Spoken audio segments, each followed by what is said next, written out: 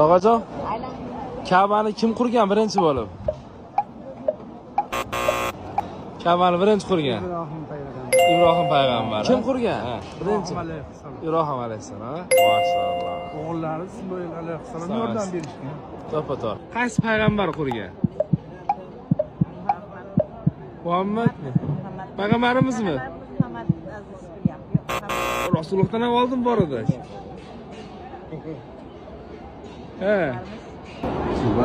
Ka'bani birinchi qurgan Ibrohim alayhissalom. Ibrohim alayhissalom.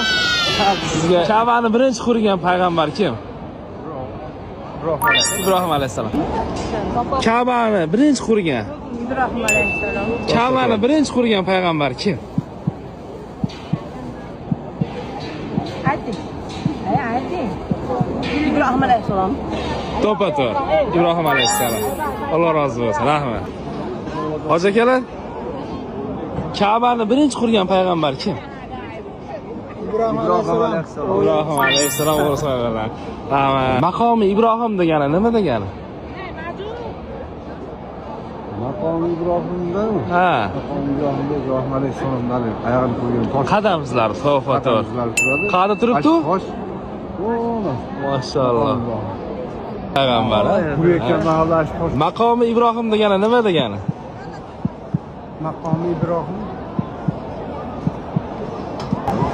Maqomi Ibrohim degani nima degani?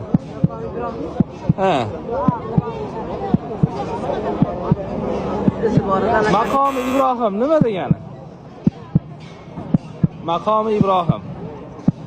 To'ppa-to'g'ri. Maqomi Ibrohim degani nima degani? Ibrohim payg'ambarimizning oyoq izlari. To'ppa-to'g'ri. Alloh ilmingizni ziyoda qilsin. Rahmat. Maqomi Ibrohim degani nima degani?